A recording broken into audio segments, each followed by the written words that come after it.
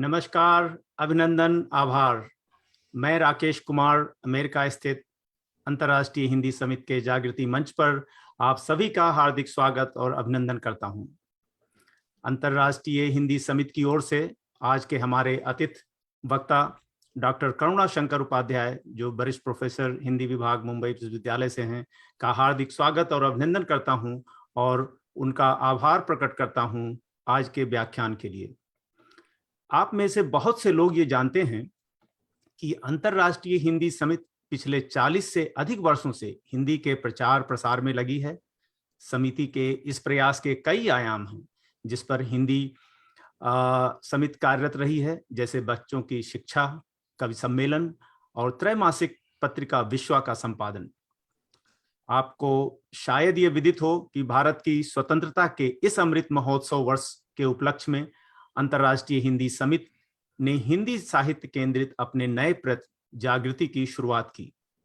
इसका उद्देश्य है हिंदी के विश्व प्रसिद्ध विद्वानों की वक्तृता और विचार विनिमय द्वारा हिंदी के विशाल साहित्य भंडार को समझना और नए लेखकों को हिंदी में साहित्य सृजन के लिए अनुप्रेरित करना। इसमें विश्वविद्यालय के प्रोफेसर, भाषाविद, लेखक और प्रकाशक जैसे अन्य हितैषी शामिल हैं। इसके लिए समिति ने विद्वानों के वक्तव्यों और चर्चाओं की एक माहवारी वेबिनार श्रृंखला शुरू की, जिसका आरंभ 5 फरवरी 2022 को अपनी हिंदी की पहचान के शीर्षक के वक्तव्य से शुरू हुआ। आज का व्याख्यान शुरू करने से पहले मैं इस जागृति कार्यक्रम के प्रेरणा स्रोत श्री सुरेंद्र नाथ तिवारी जी को आमंत्रित करता हूं और अनुरोध करता हूं कि वो आपको आज के पहले की चर्चाओं का संक्षिप्त सारांश एक प्रस्तावना के रूप में बताएं, जिससे कि हम आज के व्याख्यान से और लाभान्वित हो सकें। सुरेंद्र तिवारी जी, स्वागत। नमस्कार आप सबों को। मुझे बहुत खुशी है कि आप सब आज इससे जुड़ पाए हैं। मेरे कई परिचित विद्वान इस सभा में हैं आज, भारत के कई शहरों से, नॉर्वे से, कनाडा से और अमेरिका से। दूसरी जगहों से भी होंगे, मुझे पता नहीं है, लेकिन मुझे बड़ी खुशी है कि वो सब जुड़े हैं और आप सब जुड़े हैं। आप सबों का और जो भी आज जुड़े हैं सबका स्वागत है, अभिनंदन है। मेरा प्रयास ये है कि मैं थोड़ी देर के लिए आपको इस प्रोग्राम की पूर्व पीठिका में ले चलूं, आज से पहले जो कुछ हुआ है। जैसा कि राकेश जी ने बताया, हमारा उद्देश्य है कि हम साहित्य का पुनर्पाठ करें ताकि उसको समझ सकें और क्या नहीं लिखा गया है उस पर लिखा जाए, ऐसा बताकर नए लेखकों को प्रोत्साहित करें। ये हमारा मूलभूत प्रयत्न है, उसके लिए ये प्रोग्राम शुरू हुआ है। मैं ये बताना चाहता हूं कि इसका प्रारंभ, जैसा राकेश जी ने बताया, सरस्वती पूजा के दिन इस साल हुआ था और उस वक्त इसका जो प्रारंभिक व्याख्यान था वो अंतर्राष्ट्रीय हिंदी विश्वविद्यालय के प्रतिकुलपति डॉक्टर हनुमान प्रसाद शुक्ला ने दिया था और बड़ा ही अच्छा व्याख्यान था उनका, हिंदी, हमारी हिंदी की पहचान विषय पर। उन्होंने बड़े सरल शब्दों में बताया था कि हिंदी की उपादेयता क्या है भारत में और भारत के बाहर, और किस तरीके से दूसरी भाषाओं से हिंदी जुड़ी है। एक बड़ा अच्छा उन्होंने उदाहरण दिया था कि हिंदी पीपल के पत्ते की तरह है, हमारी भाषाएं जो है वो पीपल के पत्ते की तरह है, और किस तरीके से टहनियां, जो बीच वाली टहनी उसमें जुड़ती हैं, तो अलग अलग टहनियों से वो बीच वाली टहनी पोषित होती है और बीच वाली टहनी से अलग अलग टहनियां पोषित होती है। हिंदी वो बीच वाली टहनी है जो सबों को जोड़ती है और सबों से जुड़ती है। ये बहुत ही अच्छा उनका विचार था। उन्होंने कहा था हमें कि हिंदी आज की संस्कृत है। मैं ये विचार आपके साथ इसलिए शेयर कर रहा हूं कि आप समझ पाएंगे कि इस व्याख्यान माला में हिंदी को समझने का और हिंदी साहित्य को समझने का जो प्रयत्न हो रहा है वो कितना गहरा है। उसके बाद डॉक्टर कैलाश नारायण तिवारी ने हमें आदिकाल के इतिहास पर बताया, इतिहास किस तरीके से आदिकाल को प्रभावित करता रहा उस पर बताया, राजनीति किस तरीके से प्रभावित करती रही। एक चीज जो उन्होंने बताई मुझे अच्छी तरह याद है कि उन्हें उनके मन में ये प्रश्न था कि जब हिंदुस्तान में एक केंद्रीय सत्ता नहीं थी, लोग अलग अलग रजवाड़ों में बंटे थे, तो जो साहित्यकार लिख रहे थे वे उनकी वीर गाथाएं लिख रहे थे, जबकि पूरा देश एक तरीके से बर्बाद हो रहा था। तो उन्होंने बताया कि जो साहित्यकार उस वक्त के थे उन्होंने अच्छा नहीं किया, उनको कहना चाहिए था, वो इसमें फेल हो गए। वो जो हिंदुस्तान की स्थिति थी उसका वर्णन नहीं कर पाए, वो छोटे छोटे रजवाड़ों के वीर गाथा में रहे, अपने अपने नवाबों अपने राजाओं की लड़ाई का वर्णन करते रहे। बस सेंट्रल केंद्रीय रूप से किसी तरीके का उन्होंने वर्णन नहीं किया, और उस तरीके उस समय जो इतिहास और राजनीति थी उसको बता नहीं पाए। उसके बाद पिछली बार पिछले महीने डॉक्टर ओम प्रकाश सिंह ने आदिकाल से भक्ति काल की यात्रा विषय पर बड़ा ही अच्छा व्याख्यान दिया था, और उन्होंने बताया कि किस तरीके से आदिकाल भक्ति काल में धीरे धीरे परिवर्तित हुआ। उनके अनुसार भक्ति काल एक भक्ति काल नहीं, एक भक्ति आंदोलन था, और वो आंदोलन किस तरीके से साहित्य में मुखर हुआ इसकी चर्चा उन्होंने की। उन्होंने ये बताया कि प्रेमचंद कहा करते थे कि साहित्य जो है वो केवल एक दर्पण ही नहीं है, वो आईना ही नहीं दिखाता, बल्कि राजनीति के आगे मशाल लेकर चलता भी है। तो एक तरीके से साहित्य सदा ऊर्ध्वमुखी होता है। जब वो बात कर रहे थे इस बात की तो मुझे याद आ रहा था, बहुत पहले मैंने एक चर्चा पढ़ी थी, कहीं एक वाक्यांश पढ़ा था, कवयः क्रांतिदर्शिनः। कवि जो है क्रांतिदर्शी होता है, साहित्यकार जो है आगे सोचता है, आगे की बात सोचता है, आगे क्या होने वाला है उसको सोचता है, और कुछ इस तरीके की बातें हमारे ओम प्रकाश जी ने बताई। तो हिंदी साहित्य पर ये विचार मंथन जो हो रहा है उस श्रृंखला को हम आगे बढ़ाते हैं, और अब हम भक्ति काल तक पहुंच चुके हैं, आदिकाल से भक्ति काल की यात्रा पूरी हो चुकी है। तो आज के संदर्भ में हम डॉक्टर करुणाशंकर उपाध्याय जी से भक्ति काल के विषय में जानेंगे। मैं ये कहना चाहता हूं कि पूजा जी हमारी सहयोगिनी जो हैं वो इस मंच का संचालन करेंगी, लेकिन उसके पहले राकेश जी थोड़ा संचालन के बारे में बताएंगे कि इस प्रोग्राम का संचालन आज कैसे होगा। नमस्कार आप सबों को, और बहुत बहुत स्वागत है डॉक्टर साहब आपका और मेरे सभी श्रोताओं दर्शकों का। बहुत बहुत धन्यवाद सुरेंद्र जी। तो जैसा सुरेंद्र जी ने बताया, मैं बस एक कुछ क्षण आपसे लूंगा।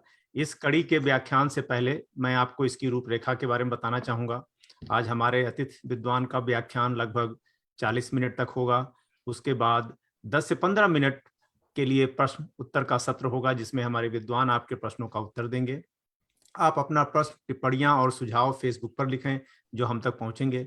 हमें आपके प्रश्नों और टिप्पणियों का हमेशा स्वागत है, परंतु मेरा अनुरोध है कि आप अपने प्रश्नों और टिप्पणियों को व्याख्यान से प्रासंगिक रखें, ताकि हम अपने लक्ष्यों पर केंद्रित रहें। अब मैं जागृति टीम की सदस्य पूजा श्रीवास्तव जी को आमंत्रित करता हूं, जो आज इस चौथी कड़ी के व्याख्यान का संचालन करेंगी। पूजा जी, व्याख्यान संचालन के लिए आपका स्वागत है। धन्यवाद राकेश जी, आपका बहुत बहुत धन्यवाद। जागृति मंच पर मैं पूजा श्रीवास्तव आप सभी का एक बार फिर हार्दिक स्वागत करती हूँ, अभिनंदन करती हूँ। माहवारी व्याख्यानों की इस श्रृंखला में आज हम प्रस्तुत कर रहे हैं, हमारे इस कार्यक्रम का शीर्षक है भक्ति काव्य का उद्भव और स्वरूप। और आज हमारे अतिथि वक्ता हैं प्रख्यात आलोचक एवं चिंतक डॉक्टर करुणाशंकर उपाध्याय जी। डॉक्टर उपाध्याय, आपका हार्दिक स्वागत है। धन्यवाद। मित्रों, मैं परिचय कराना चाहूंगी आपका डॉक्टर उपाध्याय से। वर्तमान में आप हिंदी विभाग मुंबई विश्वविद्यालय में वरिष्ठ प्रोफेसर के रूप में कार्यरत हैं और हिंदी साहित्य भारती नाम की संस्था के महासचिव भी हैं। आपकी अनेक रचनाएं विभिन्न स्तरों पर प्रकाशित हो चुकी हैं, जिनमें से कुछ प्रमुख हैं सृजना की परख, आधुनिक हिंदी कविता में काव्य चिंतन, मध्यकालीन काव्य चिंतन और संवेदना, पाश्चात्य काव्य चिंतन, सृजन के अनछुए संदर्भ, पाश्चात्य काव्य चिंतन, अभिजात्यवाद से उत्तर, आधुनिकतावाद तक मध्यकालीन कविता का पुनर्पाठ आदि। तो आप देख रहे हैं कि उन्होंने इस विषय पर बहुत लंबे समय तक बहुत अलग अलग शीर्षकों के साथ इस विषय पर लिखा। वो एक उत्कृष्ट संपादक भी रहे हैं और उन्होंने अब तक लगभग 12 कृतियों का संपादन किया है। आपने मानव मूल्य परक शब्दावली का विश्वकोश एवं तुलनात्मक साहित्य का विश्वकोश जैसे ग्रंथों का सहलेखन भी किया है। प्रोफेसर साहब को प्रदेश और राष्ट्रीय स्तर पर कई पुरस्कारों से नवाजा जा चुका है। इनमें से कुछ का नाम मैं यहाँ लेना चाहूंगी। हिंदी सेवी सम्मान, पंडित दीनदयाल उपाध्याय आदर्श शिक्षक सम्मान, विश्व हिंदी सेवा सम्मान, महाराष्ट्र राज्य हिंदी साहित्य अकादमी का आचार्य महावीर प्रसाद द्विवेदी सम्मान, मुंबई विश्वविद्यालय का सर्वश्रेष्ठ शिक्षक सम्मान और साहित्य भूषण सम्मान। मुझे जागृति के इस कार्यक्रम में ऐसे विद्वान आचार्य का स्वागत करते हुए बहुत गर्व महसूस हो रहा है। प्रोफेसर उपाध्याय, हमारे कार्यक्रम में आपका बहुत बहुत स्वागत है। नमस्कार। प्रोफेसर साहब, जैसा आप जानते हैं कि हमारा आज का विषय है भक्ति काव्य का उद्भव और स्वरूप, और हमारे दर्शकों में जहाँ कई हिंदी के विद्वान और लेखक हैं, तो कई कुछ ऐसे भी लोग हैं जो हिंदी के प्रति अपने प्यार के चलते हिंदी साहित्य के इतिहास को जानना चाहते हैं। तो हम आपसे गुजारिश करेंगे कि आप हमें हिंदी साहित्य के इस महत्वपूर्ण काल में एक बार फिर उसके बारे में, हमें उसके उद्भव के बारे में, उसके सफर के बारे में कुछ हमें जानकारी दें। और एक बार फिर आपका स्वागत करते हुए हम मंच आपको सौंपते हैं। धन्यवाद पूजा जी। मैं सबसे पहले अंतर्राष्ट्रीय हिंदी समिति और जागृति के इस मंच को बहुत बहुत धन्यवाद देता हूं कि आपने हमें यह सुअवसर दिया कि हम आप सबसे बातचीत कर सकें। मित्रों, भक्ति काव्य का जो समय है या भक्ति काल का जो समय है वह 1350 से 1650 ईस्वी माना जाता है और भक्ति काव्य को हिंदी साहित्य का स्वर्ण युग कहा गया है। गुण और परिमाण, क्वालिटी और क्वांटिटी दोनों ही दृष्टियों से इसमें बहुत ही उत्कृष्ट और विपुल साहित्य लिखा गया है। हिंदी कविता का जो श्रेष्ठतम है वह इसी दौर में लिखा गया है, लेकिन इसके उद्भव को लेकर आचार्यों में, विद्वानों में मतभेद है और वह मतभेद आचार्य रामचंद्र शुक्ल की स्थापना से आरंभ होता है और जो आज तक जारी है। आचार्य रामचंद्र शुक्ल ने जब अपने हिंदी साहित्य के इतिहास में भक्ति काल के उद्भव को लेकर बातचीत आरंभ की तो उन्होंने एक ऐसा परिच्छेद दिया है जो मुझे लगता है कि हिंदी साहित्य के इतिहास का भी सबसे विवादास्पद और सबसे चर्चित परिच्छेद है। उन्होंने लिखा कि देश में मुसलमानों का राज्य प्रतिष्ठित हो जाने पर हिंदू जनता के हृदय में गौरव, गर्व और उत्साह के लिए अवकाश न रह गया। उसके सामने ही उसके देव मंदिर गिराए जाते थे, देव मूर्तियां तोड़ी जाती थी और अन्य पूज्य पुरुषों का अपमान किया जाता था और वह कुछ भी नहीं कर पाती थी। ऐसी दशा में वह न तो अपनी वीरता के गीत गा सकते थे और न लज्जित हुए बिना सब कुछ देख सकते थे।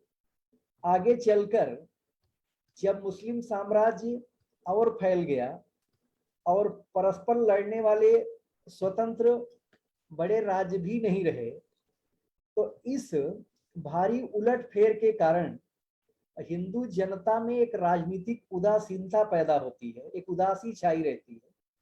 इनका जो वाक्य है आचार्य शुक्ल का, जो बहुत उद्धृत किया जाता है, उन्होंने लिखा कि अपने पौरुष से हताश जाति के लिए भगवान की शक्ति और करुणा की ओर ध्यान लगाने के अतिरिक्त दूसरा मार्ग ही क्या था। तो इसका प्रतिवाद सबसे पहले डॉक्टर हजारी साहब द्विवेदी ने किया। उन्होंने कहा कि मैं जोर देकर कहना चाहता हूं कि यदि भारत में इस्लाम ना भी आया होता तो भी भक्ति काव्य का 12 आना वैसा ही होता जैसा कि आज वह है। उनका कहना था कि मुसलमानों के आगमन के पहले भी सैकड़ों जातियां इस देश में आती हैं जो हिंदू संस्कृति में, हिंदू धर्म में समा जाती हैं उसका कवच पहन लेती हैं। उस दौर में नए नए स्मृति, नए नए पुराणों की रचना होती है, लेकिन इस्लाम के आगमन की प्रतिक्रिया में भक्ति काव्य का उद्भव हो, ऐसा नहीं है। इनका कहना है कि जिसको जॉर्ज ग्रियर्सन ने बिजली की कौंध की तरह कहा था, उसके लिए हजारों साल से मेघ जो हैं इकट्ठे हो रहे थे। और उन्होंने यह कहा कि जो भक्ति काव्य है यह भारतीय जनता की स्वाभाविक चिंता का विकास है। भारतीय जनता जो कुछ सोच रही थी वही भक्ति काव्य में आता है।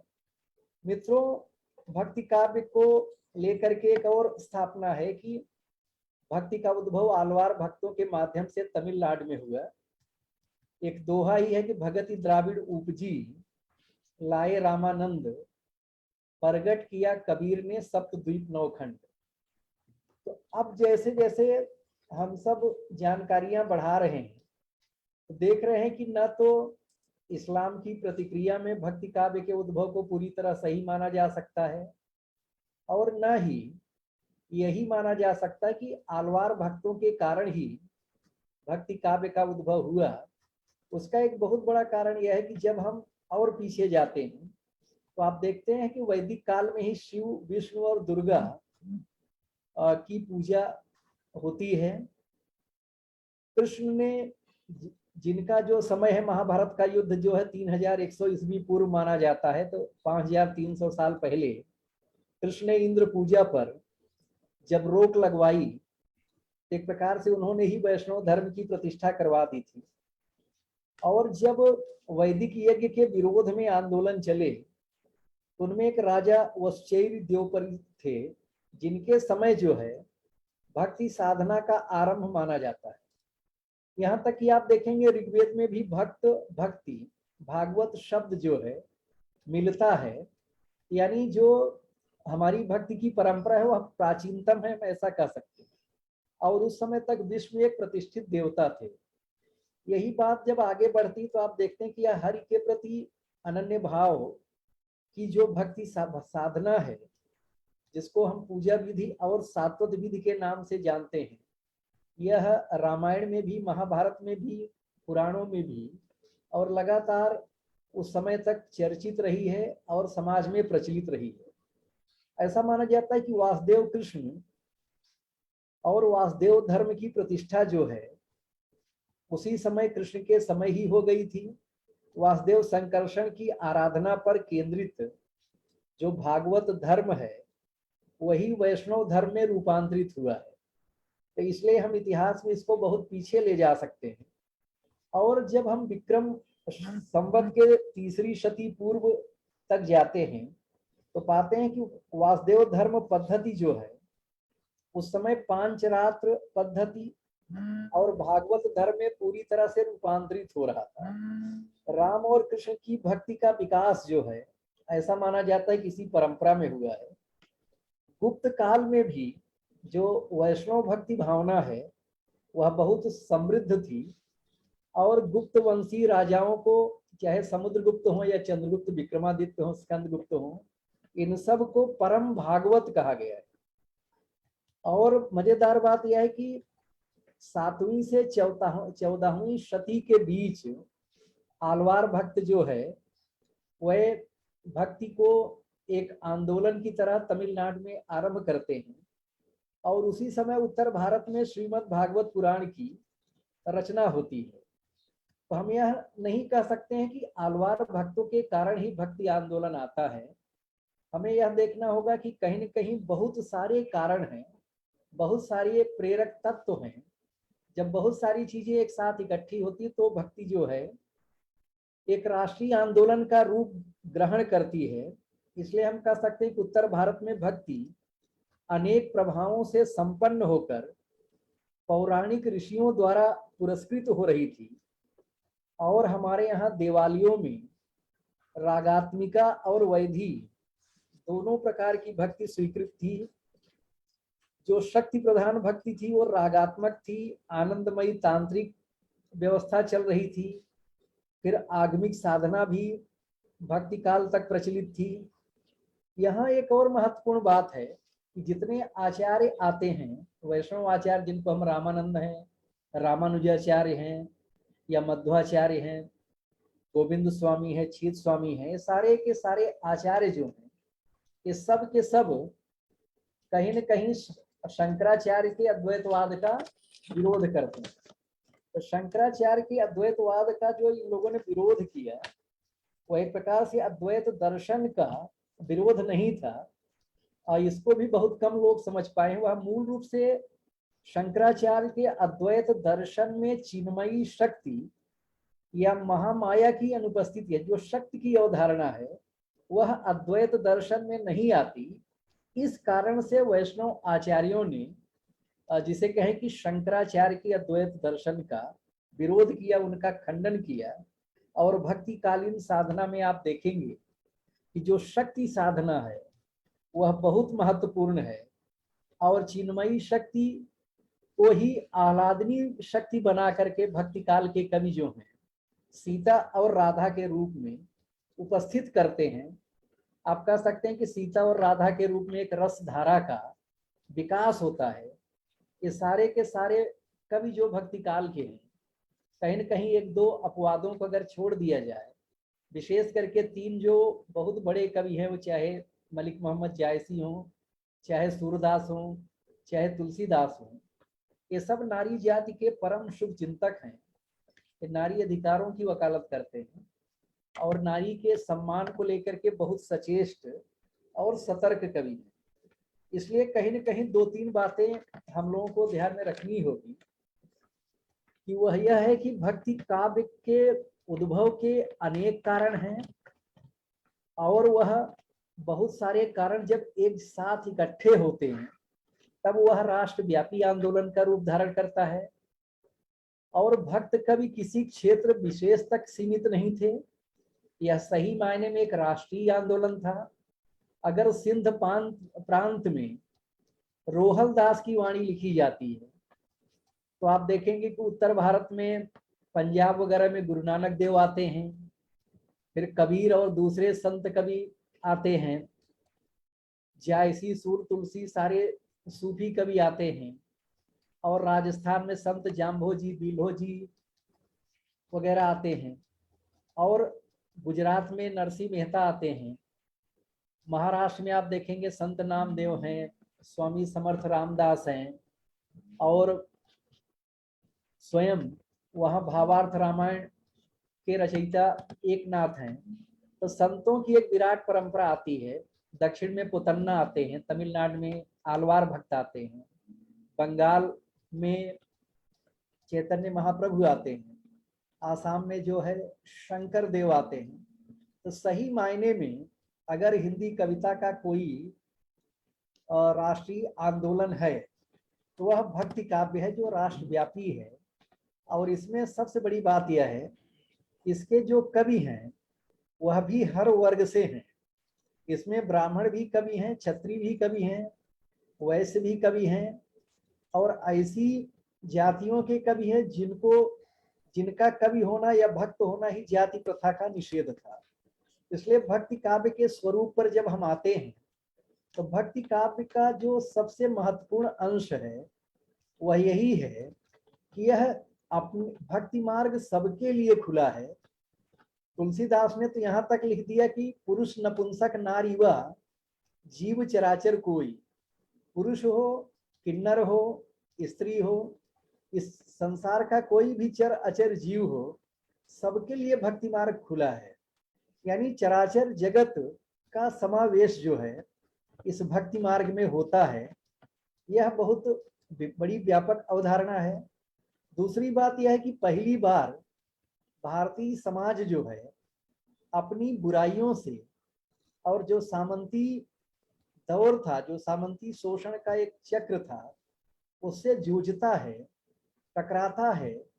उस समय के सारे कवि जो हैं आप कह सकते हैं कि एक आत्मिक शक्ति लेकर के लड़ते हैं और सत्ता के बड़े से बड़े प्रलोभन को जो है ठुकरा देते हैं। कुंभन दास लिखते हैं कि संतन को कहाँ सीकरी सो काम, यानी अकबर ने जब उनको फतेहपुर सीकरी में बुलाया तो उन्होंने यह पंक्ति लिखी कि संतों को सीकरी से क्या लेना देना है, आवत जात पनहिया टूटी, बिसरी गए हरिनाम। यानी आने जाने में हमारी जूती भी घिस गई और उतने समय तक मैं भगवान का नाम नहीं ले पाया। तो इस प्रकार का जो एक कह सकते कि निर्लिप्त भाव था वह इन कवियों में था। गोस्वामी तुलसीदास शिखर कवि हैं और अकबर ने उनको 50,000 मनसबदारी जो है देने के लिए प्रस्ताव भेजा था, लेकिन उन्होंने एक दोहा लिखकर भेज दिया कि हूँ चाकर रघुनाथ कहूँ, लिखो पटो दरबार, तुलसी अब का होंगे नर के मनसबदार। यानी हम जो हैं भगवान राम के सेवक हैं, उनके यहाँ नौकरी करते हैं, लिखा पढ़ी का कार्य करते हैं, अकाउंटेंट का काम करते हैं, लेखाकार हैं। हम किसी मनुष्य का मनसबदार बन करके क्या करेंगे। यानी ये जो निर्लिप्तता है, यह जो साधु भाव है, यह जो सरलता है, माया मोह का जो अतिक्रमण है, यही संतत्व है, यही भक्ति भाव और शुद्ध चेतना का, शुद्ध आत्म चेतना का प्रतीक है। और सारे के सारे कवि जो है मन की इसी निर्मलता की बात करते हैं। मलुकदास तो यहाँ तक कह देते हैं कि अपना मन चंगा तो कठौती में गंगा। यानी मन की पवित्रता, मन की निर्लिप्तता, यह जो है भक्ति काल के कवियों का एक बहुत महत्वपूर्ण बात है। दूसरी जो और महत्वपूर्ण बात आती है भक्ति काव्य के स्वरूप में, वह आप देखेंगे कि पूरा का पूरा भक्ति काल जो है वह मानवीय प्रेम को लेकर चलता है। कबीर जैसा संत कवि जो है, जो निर्गुण और योग की बात करता है, लेकिन प्रेम को अंग लिखता है, प्रेम पर सैकड़ों साखियां लिखते हैं। पूरा का पूरा सूफी काव्य जो है प्रेम दर्शन पर ही आधारित है। कृष्ण काव्य जो है प्रेम दर्शन का एक आह्लादक रूप लेकर के आता है। गोस्वामी तुलसीदास जैसा मर्यादावादी कवि लिखता है कि राम ही केवल प्रेम प्यारा, ज्ञान लेहु जो ज्ञान निहारा। यानी भक्ति काल जो एक प्रकार से दो संस्कृतियों के मिलन का और संघर्ष का काल था, तो उस संघर्ष के काल में मनुष्य के बीच में जो सेतु का कार्य कर सकता है वह प्रेम है, वह भक्ति भाव है। इसलिए मनुष्यता के उन्नयन के लिए, मनुष्यता के उत्थान के लिए जो सबसे जरूरी मनोभाव है, उस मनोभाव की प्रतिष्ठा भक्ति काल के सारे कवि करते हैं। और इन्होंने सबसे बड़ा कार्य यह किया कि जो लोक मंगल है, जो मानवतावाद है, जो मनुष्यता के कल्याण की कामना है, उसे अपने कविता के प्रयोजन के रूप में स्थापित किया। इन सारे कवियों का यही मानना था कि वह कविता केवल लोक कल्याण के लिए लिख रहे हैं। तुलसीदास तो यहाँ तक कहते हैं कि कीरति भनिति भूति भली सोई, सुरसरी सम सब कह हित होई। कीर्ति हो, विभूति हो और कविता हो, वही अच्छी होती है जो भगवती भागीरथी के समान सबका हित साधन करती है, सबका कल्याण करती है। यानी इस प्रकार का एक विराट दृष्टिकोण लेकर के ये सारे के सारे कवि चलते हैं। और जायसी जैसा कवि जो विश्व की सबसे बड़ी प्रेम कहानी पद्मावत के रूप में लिखता है, वो तो यहाँ तक कहता है कि प्रेम पहाड़ कठिन हो चढ़ा, यही सो चढ़ा जो सिरसों चढ़ा। प्रेम जो है पहाड़ की तरह है, इस पर चढ़ना सबसे कठिन कार्य है। प्रेम के पहाड़ पर वही चढ़ सकता है जो सिर के बल चढ़ेगा, अर्थात अपने अहंकार का त्याग करके चढ़ेगा। कबीर को तो यहाँ तक कहना पड़ा कि कबीर यह घर प्रेम का खाला का घर ना ही, शीश उतारे भुई धरे सो बैठो घर माही। यानी जब तक हम अपने अहम का विसर्जन नहीं करेंगे तब तक हम पहुंच नहीं सकते हैं। यानी इस दृश्य से आप कह सकते हैं कि इस काल के कवियों ने प्रेम को जो है एक केंद्रीय भाव के रूप में, एक दर्शन के रूप में निरूपित किया और मनुष्य के बीच में जो टकराहट थी, जो संघर्ष था, उसको दूर करने के एक उपाय के रूप में प्रस्तुत किया। इस कविता की एक और बड़ी विशेषता है, वह यह है कि समय आप देखेंगे कि जितने भी कवि हैं उनकी संख्या सैकड़ों में है। और मुख्य रूप से जैसे चार धाराएं मानी गई, संत मत है, सूफी मत है, राम भक्ति धारा है, कृष्ण भक्ति धारा है।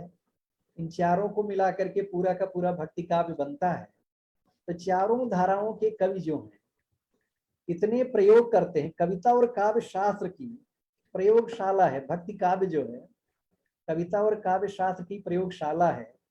कविता के जितने रूप हो सकते हैं और काव्य शास्त्रीय चिंतन के भी बहुत सारे रूप जो है इन कवियों के चिंतन में आते हैं।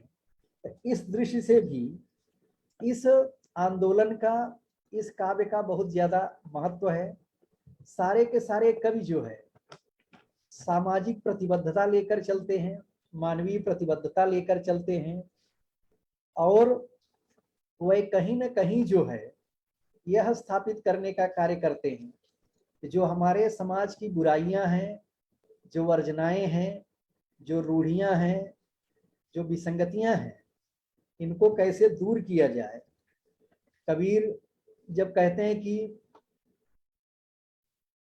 कांकर पाथर जोरी के मस्जिद दई बनाए, ताचढ़ मुल्ला बांग दे क्या बहरा हुआ खुदा है।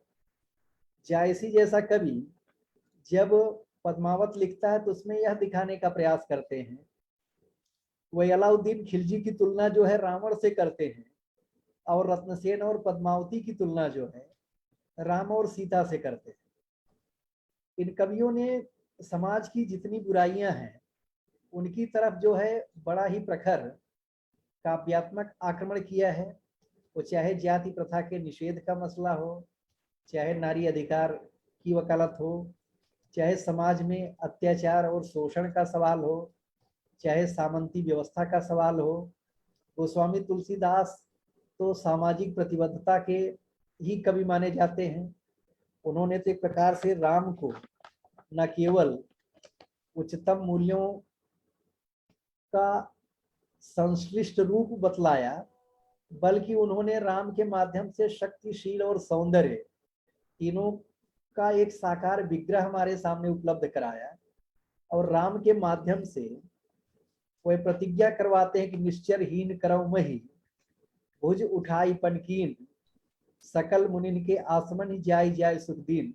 यानी पूरी धरती को किस प्रकार से राक्षस विहीन किया जाए, आतंक मुक्त किया जाए, यह जो है उद्देश्य कहीं न कहीं तुलसीदास लेकर के आते हैं। मित्रों, इन कवियों की एक बहुत बड़ी जो भूमिका है, सारे के सारे कवि जो है गुरु की महिमा की प्रतिष्ठा करते हैं, गुरु को सदगुरु कहते हैं। लेकिन कबीर और तुलसी दो ऐसे कवि हैं जो गुरु और शिष्य के संबंध का मूल्यांकन भी करते हैं, आलोचनात्मक विश्लेषण करते हैं। इन दोनों कवियों के पास एक आलोचनात्मक दृष्टि है। कबीर कहते हैं कि जाका गुरु भी अंधला, चेला खरा निरंध्र, अंधई अंधा ठेलिया दोनों को पड़ंत। यानी जिसका अंध है, गुरु अंधा है और चेला जो है निरक्षर है, वो अभी मतलब मतिहीन है। तो एक अंधा दूसरे अंधे को जब धकेलेगा तो दोनों कुएं में गिर पड़ेंगे। तुलसीदास भी यही कहते हैं कि गुरु सिख बधिर अंध का लेखा, एक न सुनई एक नहीं देखा, हरई शिष्य धन शोक न हरई, सो गुरु अवसी नरक मह परई। यानी गुरु और शिष्य के बीच जो संबंध है, अगर कोई गुरु अपने शिष्य का धन हर लेता है और उसके दुख को, उसके शोक को दूर नहीं करता, तो वह नरक का अधिकारी होता है। यह बात जो है तुलसीदास जो है लाते हैं। मित्रों, पहली बार इस काल में नारी जाति के प्रति जितना पूज्य भाव देखने को मिला उतना विश्व कविता में बहुत दुर्लभ है। सूफी कवियों ने एक बहुत बड़ा कार्य किया। उन्होंने जो नायिका है उसे परमात्मा के प्रतीक के रूप में प्रस्तुत किया। पद्मावत में जो पद्मावती है वह परमात्मा का प्रतीक बन जाती है, और जायसी उसके सृष्टि व्यापी सौंदर्य की उत्प्रेक्षा करते हैं और यह बताने का कार्य करते हैं कि यह पूरी की पूरी सृष्टि जो है उसके सौंदर्य से उद्भासित है। यानी यह जो है बहुत नई दृष्टि थी उस समय। इसी प्रकार से सूर ने अपनी गोपिकाओं को आर्थिक दृष्टि से आत्मनिर्भर दिखाया है। वो भले ही दूध बेचती हैं, दही बेचती हैं, छाछ बेचती है, घी बेचती है, आर्थिक दृष्टि से वे आत्मनिर्भर हैं और यही एक बहुत बड़ा कारण है कि कृष्ण के मुरली बजाने के बाद वह कृष्ण के पास भागकर जा सकती। तो कहीं न कहीं एक नया दृष्टिकोण लेकर के सूरदास भी आते हैं। और तुलसीदास ने जो उस काल में एक क्रांतिकारी कदम उठाया वह नारी को लेकर ही है। आप सब जानते हैं कि उस समय बहुपत्नी प्रथा थी और जो भी शासक थे अनेक पत्नियां अनेक रानियां रखते थे। यहाँ तक कि अकबर और जहांगीर के हरम में भी हजारों की संख्या में बेगमें थीं। तो कहीं न कहीं तुलसीदास यह बताने का प्रयास करते हैं कि दशरथ की दुर्दशा का कारण बहुपत्नी प्रथा है। उनकी अकाल मृत्यु का कारण भी यही, अगर एक पत्नी के 4 बेटे होते तो इस प्रकार का संकट शायद खड़ा नहीं होता। अनेक पत्नियों के होने के कारण उनकी अकाल मृत्यु होती है। दूसरा उदाहरण वह देते हैं कि जो रावण है वह विश्व के सबसे बड़े साम्राज्य का अधिपति है, वह सबसे शक्तिशाली सम्राट है। बावजूद इसके उसके पास अनेक सुंदर रानियां हैं, वह दूसरे के पत्नी के प्रति आसक्त है। इस कारण से उसका सर्वनाश हो जाता है, उसके साम्राज्य का भी विध्वंस हो जाता है और वह वंशहीन होकर के मरता है। यानी इस प्रकार का मूल्य क्षय ही जो है सर्वनाश का कारण है। तुलसी बार बार यह बताने का कार्य करते हैं कि राम राज्य तभी आ सकता है जब लोग राम की तरह जो है एक पत्नी व्रत का पालन करें। इसी प्रकार से एक और उदाहरण जो तुलसी के यहाँ आता है, जो शबरी का प्रसंग है। आप देखेंगे कि आज की भाषा में अगर कहा जाए, आज बहुत सारे विमर्श चल रहे हैं, उसमें आदिवासी विमर्श भी है। तो आज के अगर संदर्भ में आप देखें तो शबरी जो है आदिवासी स्त्री थी और तुलसीदास ने उसको वही सम्मान दिलाया है जो सम्मान गीता में अर्जुन को मिला है। जिस प्रकार से श्री कृष्ण के मुखारबिंद से अर्जुन को गीता का उपदेश सुनने का मौका मिलता है, वैसे ही तुलसीदास राम के माध्यम से शबरी को नवधा भक्ति का उपदेश दिलवाते। तुलसीदास चाहते तो राम के प्रिय लोगों में लक्ष्मण थे, भरत थे, हनुमान थे, सुग्रीव थे, विभीषण थे, किसी को भी नवधा भक्ति का उपदेश दे सकते थे, लेकिन वह शबरी को दिलवाते। यह उस दौरान उस समय आप कह सकते हैं कि क्रांतिकारी स्थापना थी। तो इस दृष्टि से भी बहुत सारे संदर्भों को देखने की जरूरत है। मित्रों, इसमें 2-3 चीजें जो हम लोगों को बहुत सावधानी से देखने की जरूरत है, वह यह है कि लगभग सारे कवि जो हैं राम नाम की महिमा का गान करते हैं, हरि के नाम स्मरण की बात करते हैं, गुरु महिमा की बात करते हैं, सामाजिक कुरीतियों का विरोध करते हैं, सामंती शोषण का विरोध करते हैं, सबके सब मनुष्यता के कल्याण की बात करते हैं। वह अपने समय के यथार्थ और अपने समय के आदर्श दोनों को चित्रित करने का प्रयास करते हैं। और यह जो है किसी भी कविता को बड़ा बनाने के लिए काफी है। यानी ये सारे के सारे कवि कहीं न कहीं एक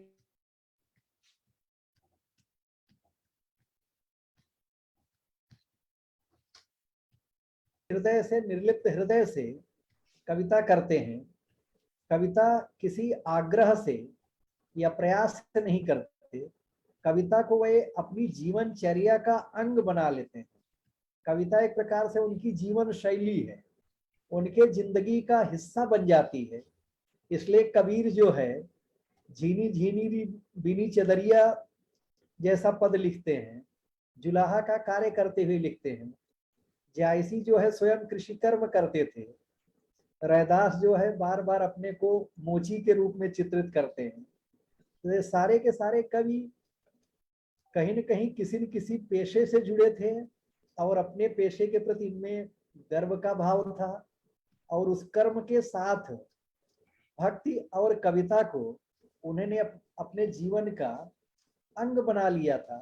तो कविता के प्रति इस प्रकार की उत्कटता, इस प्रकार का रागात्मक बोध, इस प्रकार का आंतरिक लगाव भी जो है बहुत कम देखने को मिलेगा।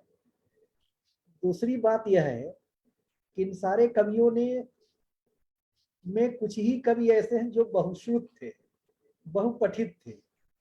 जैसे तुलसीदास बहुत पढ़े लिखे कवि थे, जायसी और सूरदास बहुश्रुत थे, और बाकी के कवियों को अगर देखा जाए तो उनमें बहुत कम कवि हैं जिन्होंने ज्यादा अध्ययन किया था। ज्यादातर कवियों की जो स्थिति है वह आप कह सकते हैं कि साहित्य और काव्य शास्त्र से, कविता से के अध्ययन से उनका कोई बड़ा नाता नहीं रहा है, लेकिन उन्होंने अपने हृदय के उद्गार को, अपने मन की सच्ची भावना को, अपने मन की भक्ति साधना को अपनी कविता में रूपांतरित करने का कार्य किया। इसलिए इन कवियों की जो कविताएं हैं वो बहुत प्रभावी हैं। आज आप देख रहे हैं कबीर हो, जायसी हो, सूर हो, तुलसी हो, मीरा हो, इन सब की कविताएं जो हैं केवल राष्ट्रव्यापी नहीं बल्कि विश्वव्यापी हो गई हैं। वह कर्नाटक संगीत तक पहुंच गई हैं। वह नए नए माध्यमों से जो है लगातार रूपांतरित हो रही हैं, लगातार पढ़ी जा रही हैं, लगातार सुनी जा रही हैं। यह जो है एक बहुत बड़ा पक्ष है भक्तिकालीन कविता का, जिस पर नए सिरे से विचार करने की जरूरत है। उसकी तुलना में हमारी जो समकालीन कविता गद्यात्मक हो गई है, उसको पढ़ने वाले, उसको सुनने वाले लोग लगातार कम होते जा रहे हैं। मित्रों, एक और बात जो ध्यान देने योग्य है वह यह है कि इन कवियों ने संगीत का, नाद सौंदर्य का जो है अपनी कविता में काफी उपयोग किया है। छंदों का उपयोग किया है। कविता के जितने रूप हो सकते हैं, महाकाव्य से लेकर के मुक्तक काव्य तक, वह सारे रूप इस काल की कविता में दिखाई पड़ते हैं। और जो भी बड़े कवि हैं ये अपने समय के कठिन यथार्थ का भी चित्रण करते हैं और आदर्श का चित्रण करने के लिए फैंटेसी का सहारा लेते हैं। कबीरदास जो है गगन मंडल की चर्चा करते हैं। जायसी का जो सिंघल द्वीप है वह एक प्रकार की फैंटेसी ही है। और जो सूरदास के यहाँ वृंदावन है वह भी फैंटेसी है। तुलसी का जो राम राज्य है वह भी एक प्रकार का स्वप्न लोक ही है, आदर्श लोक ही है, फैंटेसी ही है। लेकिन इन कवियों ने अपने समय के आदर्श के चित्रण के साथ साथ, जैसे तुलसी के राम राज्य की मैं ज्यादा बातें न करके दो उदाहरण देना चाहूंगा। एक तो उन्होंने लिखा कि मांगे वारिस देह जल रामचंद्र के राज। रामचंद्र के राज में बादल भी मांगने पर जल बरसाता था, यानी पर्यावरण इतना संतुलित था कि सारी चीजें मनुष्य की इच्छा से संचालित हो रही थी। आजकल हम लोग अभिव्यक्ति की आजादी की बात करते हैं, लेकिन तुलसी के राम राज्य में अभिव्यक्ति की जो आजादी थी वह आज आपको नहीं मिलेगी। राम जब लंका विजय के बाद अयोध्या आते हैं और जब उनका राज्याभिषेक हो जाता है तो वह अयोध्या वासियों के साथ सभा करते हैं, उनको संबोधित करते हैं, उनको धन्यवाद देते हैं और उनको वह कहते हैं कि जो अनीति कछु भाखहु भाई तब मोहि बरजहु भय बिसराई। यानी हे भाई, अगर मैं कोई अनैतिक बात करूं तो मुझे वहीं से रोक दो। मतलब इस प्रकार का साहस जो है आज के शासकों में भी नहीं है। वह जनता को रैली में संबोधित करते समय ऐसा कहे कि अगर हम कोई गलत बात कर रहे हैं तो आप वहीं से बोलिए। यानी अभिव्यक्ति की स्वतंत्रता का इससे बड़ा उदाहरण जो है आपको और कहीं नहीं मिलेगा। लेकिन उस समय भी अकाल पड़ते थे, दुर्भिक्ष आते थे और प्रकृति की अनिश्चितता बनी रहती थी और विशेष करके जो शासन व्यवस्था थी वह दंड विधान पर चल रही थी। तो इन कवियों ने बार बार दंड विधान का विरोध किया, बार बार हिंसा का विरोध किया। विशेष करके जो आक्रांता शक्ति थी वह हिंसा पर आधारित थी, वह तलवार के बल पर सब कुछ को बदलने का प्रयास कर रही थी। तो उस हिंसा का विरोध कबीर के यहाँ भी है कि बकरी पाती खात है ताकि काढ़ी खाल, जेनर बकरी खात है ताको कौन हवाल। उसका विरोध जो है, उस हिंसा का विरोध जो है, आपको जायसी के यहाँ भी, तुलसी के यहाँ भी, सूर्य के यहाँ भी, सबके यहाँ भी मिलेगा।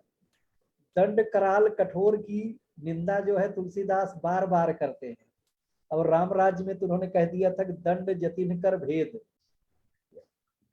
दंड जो है केवल यतियों के पास, सन्यासियों के पास है राम राज्य में, बाकी किसी दंड नायक की कोई जरूरत नहीं है।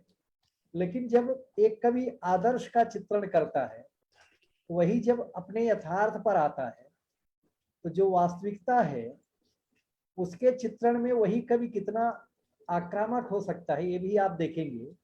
जैसे तुलसीदास ने अपने समय के दुर्भिक्ष का चित्रण करते हुए लिखा है कि खेती न किसान को, भिखारी को न भीख बली, बनिक को बनिज न चाकर को चाकरी, जीविका विहीन लोग सिद्धमान सोच बस, कहाँ एक सो कहाँ जाई का कर। यानी पूरा का पूरा समाज किस प्रकार से पीड़ित है, प्रताड़ित है, जीविका विहीन है, बेरोजगार है।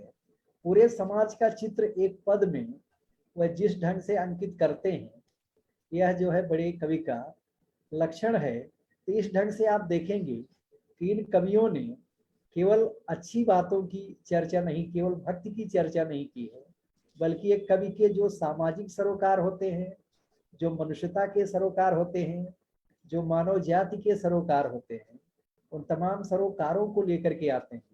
इसलिए जो भक्ति काव्य है वह बहुत व्यापक है, वह बहुत ही, आप कह सकते हैं, व्यापक अवधारणा का काव्य है। उसमें मानवीय चिंता हो, उसमें मानवीय जीवन का कोई भी ऐसा संदर्भ नहीं है जो न आया हो। वहाँ आप देखेंगे कि जितने भी कविता के रस हैं, कविता के जितने भी छंद हैं, कविता के जितने भी रूप हैं, अलंकारों के जितने भी प्रकार हैं, उन सब को आप पूरे भक्ति काव्य में देख सकते हैं। इसलिए मैंने कहा कि वो कविता की सबसे बड़ी प्रयोगशाला है। और सबसे बड़ी बात यह है, इसमें सूफी कवि जितने थे सबके सब मुसलमान कवि थे, और राम भक्ति, कृष्ण भक्ति, संत कवियों में हिंदुओं में से कोई भी ऐसी बिरादरी नहीं थी जिस बिरादरी से संबंधित कवि न रहा हो। तो पूरे देश के अगर इस राष्ट्रीय आंदोलन को, इस भक्ति आंदोलन को देखा जाए, तो आप कह सकते हैं इसमें देश के हर प्रांत से, हर वर्ग से कवि सहभागी होते हैं, और हर जगह की समस्या, हर व्यक्ति की पीड़ा किसी न किसी रूप में आती है। राम नाम या भगवान का नाम जो है उनके लिए एक माध्यम था, लेकिन वह केवल लीलाओं के गान तक सीमित नहीं रहते हैं। सूरदास केवल कृष्ण की बाल लीला और उनकी श्रृंगार लीला का ही वर्णन नहीं करते, बल्कि वह गोपिकाओं के माध्यम से जो पूरा का पूरा भ्रमर गीत सार है, उसमें गोपिकाएं जिस ढंग से निर्गुण का खंडन करती हैं, ज्ञान का खंडन करती हैं और भक्ति की प्रतिष्ठा करती हैं, वह तर्क और बुद्धि के विरोध में जिस प्रकार से भावधारा और रसधारा को प्रवाहित करती हैं, वह इस बात का द्योतक है कि मनुष्य के जीवन में जितनी आवश्यकता ज्ञान की है, उससे ज्यादा आवश्यकता कहीं न कहीं भावना की है, सेंटिमेंट्स की है, कहीं न कहीं उससे ज्यादा आवश्यकता जो है संवेदना की है, क्योंकि संवेदना ही जो है मनुष्य को उच्चतर भाव भूमि पर ले जाती है।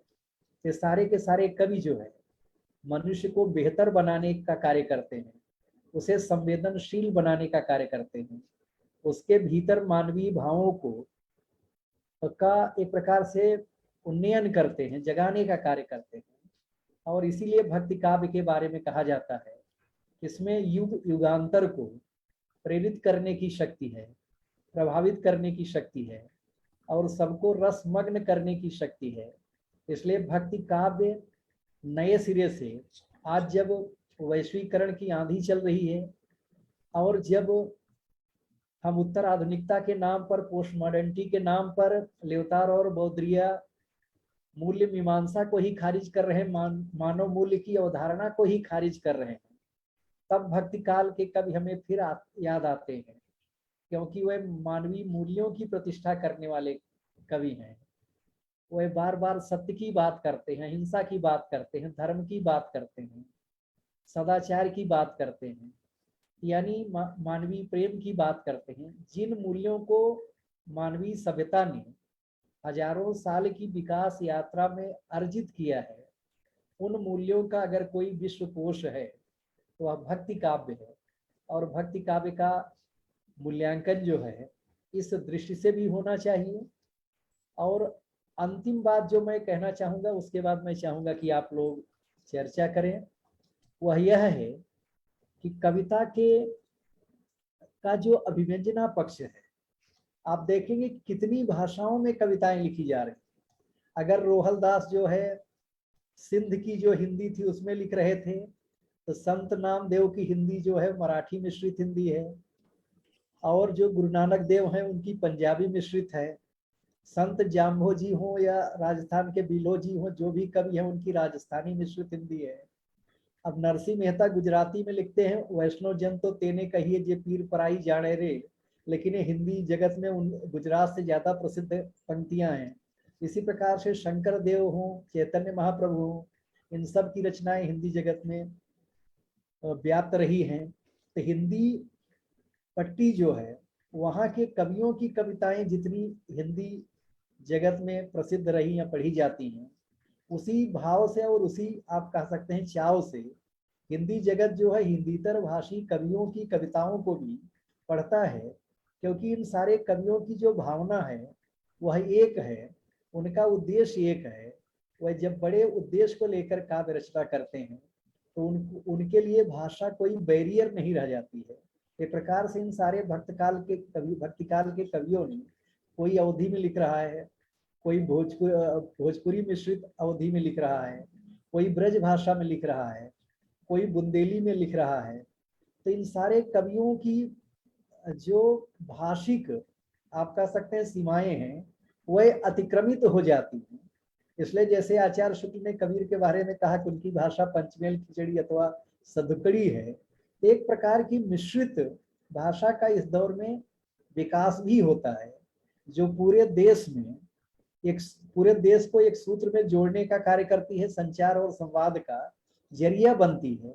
और इन कवियों की एक और बड़ी देन है कि सारे के सारे कवि यायावर थे, घुमक्कड़ थे, तीर्थयात्री थे, पूरे देश में घूमा करते थे।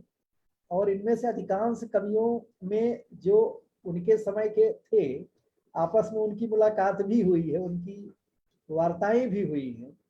तो संत कवियों में, भक्त कवियों में जो एक प्रकार की यायावरी वृत्ति थी, वह भी पूरे देश को एक सूत्र में जोड़ने में और पूरे देश में एक चेतना जगाने में बहुत महत्वपूर्ण भूमिका जो है अदा करती है।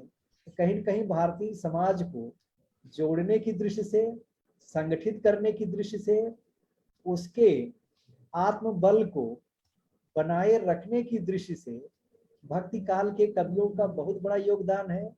जब जब मनुष्यता के समक्ष मूल्यों का संकट आएगा, उसके भविष्य का संकट आएगा, उसके सामने संवेदना के सूख जाने का संकट आएगा, तब तब भक्ति काल के कवि जो है हमें प्रासंगिक लगेंगे, हमें और ज्यादा अर्थपूर्ण लगेंगे और हमें और भी ज्यादा आकर्षक लगेंगे। इन्हीं शब्दों के साथ मैं अपनी वाणी को विराम देता हूं। मैं चाहता हूं कि बातचीत दोनों तरफ से चले, क्योंकि एक तरफा बातचीत सही संवाद का माध्यम नहीं बन पाती। धन्यवाद। जय हिंद, जय हिंदी।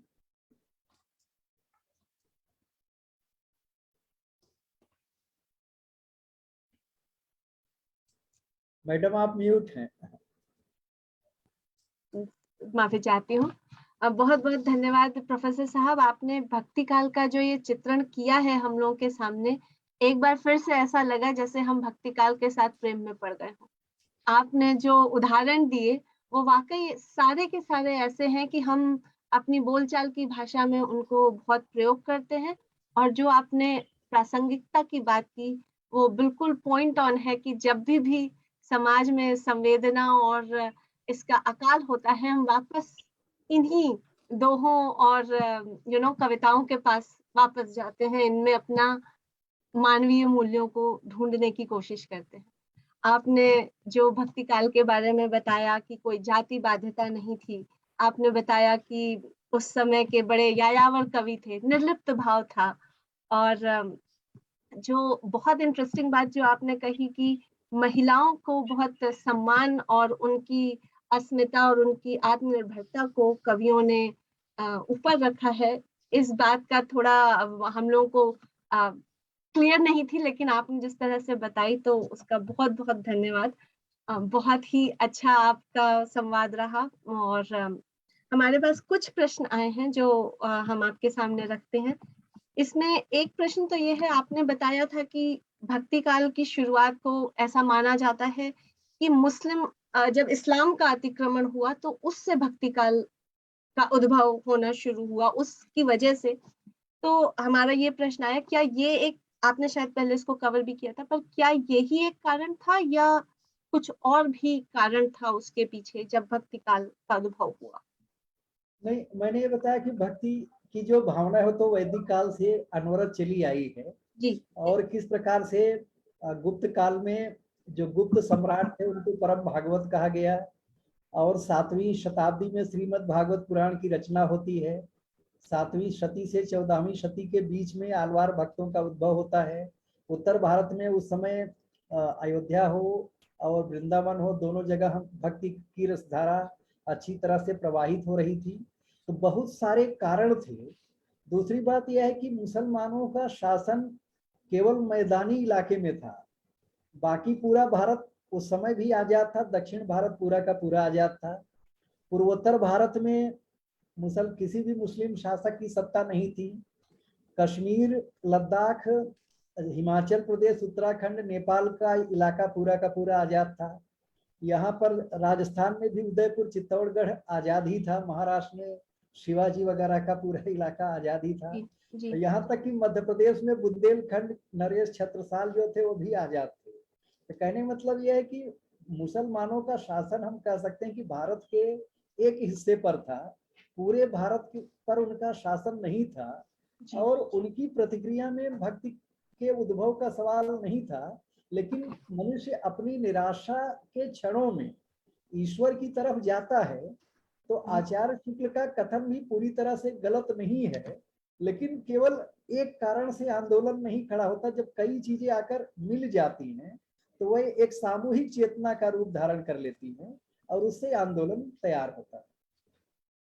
आपने बहुत सुंदर बात कही कि किसी एक चीज से आंदोलन नहीं होता, और दूसरी बात जो कि निराशा के क्षणों में जब हमको और कुछ समझ नहीं आता तो हम ईश्वर, चाहे वो किसी भी रूप में, उसको किसी भी भाषा में उसकी बात करें। तो बहुत बहुत धन्यवाद इस प्रश्न के उत्तर के लिए। और दूसरा एक प्रश्न जो पूछा गया है कि क्या उस समय जब इस तरह की भक्ति काल में ईश्वर की बातें हो रही थी, तो क्या हमारे मंदिरों में जो संस्कृत भाषा में जिस तरह से पूजा होती थी वो हम हिंदी की तरफ क्यों नहीं आ पाई? हम तब भी संस्कृत भाषा पे ही क्यों रहे, उस पूजा का जो पद्धति थी उसके लिए? देखिए, वल्लभाचार्य ने एक मार्ग प्रवर्तित किया जिसका नाम पुष्टि मार्ग है। जी। पोषणम तद अनुग्रह, ईश्वर का अनुग्रह ही जीव का पोषण है। ईश्वर की कृपा के लिए भक्ति की जाती है। तो उन्होंने अष्टयाम सेवा का मार्ग प्रवर्तित किया कि 8 प्रहर होते हैं 24 घंटे में। हम 8 प्रहर जो है भगवान कृष्ण की, रंगनाथ की या राम की जो है सेवा करेंगे। तो आप ये सोचिए कि आगरा में मुगल सरकार थी और वहां से केवल 70 किलोमीटर की दूरी पर मथुरा वृंदावन में युगल सरकार की स्थापना की जाती है। मतलब उनके ठीक पैरेलल उसी वजन का शब्द जो है रखा जाता है। और उस पूजा की शुरुआत सूरदास के भजन से होती है। अष्टछाप के जो कवि थे ये अपनी भजन गा करके, अपने पद गा करके श्री कृष्ण की आराधना आरंभ करवाते थे। तो हिंदी में चीजें चलती थी, लेकिन जो कर्म कांड की व्यवस्था है, जो कर्म कांड के मंत्र हैं, वह वैदिक काल से चले आ रहे हैं। तो मंत्रों का स्थान जो है हिंदी कविता नहीं ले सकती है, क्योंकि जो वेद मंत्र हैं उनमें दर्शन, विज्ञान, अध्यात्म प्रकृति विज्ञान कविता छंद सबका समन्वित रूप है, सबका संश्लेषण है, सब कुछ एक मिले जुले रूप में है। उस ऊंचाई तक हिंदी का कवि नहीं पहुंच सकता। हम हमारे भक्त कवि भक्ति के क्षेत्र में उनसे उन्नत हो सकते हैं, लेकिन वैदिक ऋषियों का जो चिंतन है वह बहुत ज्यादा वैज्ञानिक है, बहुत ज्यादा दार्शनिक है। चिंतन कितनी ऊंचाई तक पहुंच सकता है उसका एक बहुत बड़ा मानदंड जो है हमारे वेद और उपनिषद हैं। इसलिए वहां से जो कुछ आया उसको हम ज्ञान कांड कहते हैं। भारतीय ज्ञान मीमांसा की ही चर्चा वहां होती है। जैसे पहली बार अथर्ववेद में हमने कहा कि माता भूमि पुत्रो हम पृथिव्या, यह धरती हमारी माँ है और हम इसके पुत्र हैं। तो पर्यावरण की संरक्षण की बात और वंदे मातरम की अवधारणा जो है हमारे यहाँ अथर्ववेद से ही आरंभ हो जाती है। तो उन मंत्रों का कोई विकल्प नहीं है। इसलिए उन मंत्रों में आप आज भी देखेंगे कि उनके सैकड़ों अर्थ निकलते हैं, वह बहुलार्थी हैं, उनमें अर्थ की अनंत संभावनाएं हैं। ऋग्वेद को हम आज भौतिकी या फिजिक्स की पुस्तक कह सकते हैं, सामवेद को जो है संगीत शास्त्र की पुस्तक कह सकते हैं, अथर्ववेद में कर्मकांड और प्रकृति विज्ञान है, पर्यावरण की बात है, यजुर्वेद में जो है राजनीति और कर्मकांड की बातें हैं। तो कहने मतलब यह है कि कहीं न कहीं मानवीय जीवन को पूर्णता प्रदान करने वाली जितनी भी चीजें हैं वह सब वहां आई हुई है। तो संस्कृत साहित्य और संस्कृत के आध्यात्मिक साहित्य की तुलना में हिंदी साहित्य नहीं है, ये हमें मानना पड़ेगा। हिंदी का क्षेत्र व्यापक है, हिंदी के साहित्यकारों की संख्या ज्यादा है, सब कुछ है, लेकिन उस स्तर के अब कालिदास विश्व के सबसे बड़े कवि हैं, तो उतने बड़े कवि तो हिंदी में नहीं है। लेकिन हिंदी में ऐसे कवि भी हुए हैं, जयशंकर साहब हैं, जिनकी कामायनी का एक सर्ग है लज्जा सर्ग, जो कालिदास भी उस स्तर की कविता नहीं लिख पाए। लेकिन इसका मतलब ये जयशंकर साहब से बड़े हो गए इसका मतलब ये नहीं है। मतलब हिंदी का कवि भी अगर उस ऋषि दृष्टि का उन्मेष करता है जो वैदिक ऋषियों के पास थी, तो वह भी उस स्तर तक पहुंच सकता है। यह बात हमारे कवियों ने सिद्ध करने का प्रयास किया है। तुलसी के यहाँ भी मिल जाएगा, सूर्य के यहाँ भी, और जयशंकर साहब और निराला के यहाँ भी मिल जाएगा। धन्यवाद प्रोफेसर साहब। मुझे लगता है आपने इस प्रश्न का बहुत ही टू द पॉइंट आंसर दिया कि क्यों ऐसा है। एंड आज के इस व्याख्यान जो आपने दिया वो इतना सुंदर था कि इस पे हम जितने भी प्रश्न उत्तर करना चाहें लंबे समय तक कर सकते हैं, पर समय की कुछ बाध्यता है। जिन लोगों के सवाल हम आज यहाँ प्रोफेसर साहब से डिस्कस नहीं कर पाए वो हमें ईमेल कर सकते हैं और हम उनके जवाब आप तक पहुंचवा देंगे। अब इस कार्यक्रम को रैप अप करते हैं। मैं मंच राकेश जी को एक बार फिर से उन्हें आमंत्रित करती हूँ। बहुत बहुत धन्यवाद पूजा जी। सर्वप्रथम मैं अंतर्राष्ट्रीय हिंदी समिति की ओर से डॉक्टर उपाध्याय जी का और उनके अपने व्यस्त कार्यक्रम से समय निकालकर आज हिंदी साहित्य पर ज्ञानवर्धक और प्रेरक व्याख्यान के लिए हृदय से धन्यवाद देता हूं और आभार प्रकट करता हूं। बहुत बहुत धन्यवाद। और आप सभी लोग जो हमें फेसबुक के माध्यम से देख रहे हैं, सुन रहे थे, बहुत बहुत धन्यवाद देता हूं, आभार व्यक्त करता हूं कि आपने इस मंच पर आकर हिंदी साहित्य के व्याख्यान को सुना और अपने प्रश्नों, सुझावों और टिप्पणियों से अवगत कराया और इस ऊर्ध्वमुखी प्रयास को प्रोत्साहित किया। बहुत बहुत आभार आप सभी लोगों का। जागृति श्रृंखला की अगली कड़ी जून 11 शनिवार को निर्धारित है, जो इसी तरह फेसबुक पर लाइव भारत के शाम 8:30 बजे और अमेरिका में ईस्टर्न स्टैंडर्ड टाइम के अनुसार दोपहर 11 बजे प्रसारित किया जाएगा। हमारी अगली इस कड़ी के व्याख्यान का शीर्षक होगा भारत बोध और भक्ति साहित्य। जैसा कि हमारे उपाध्याय जी ने बताया, हम इसको और आगे ले जाएंगे। ये एक बहुत ही बड़ा रोचक विषय है।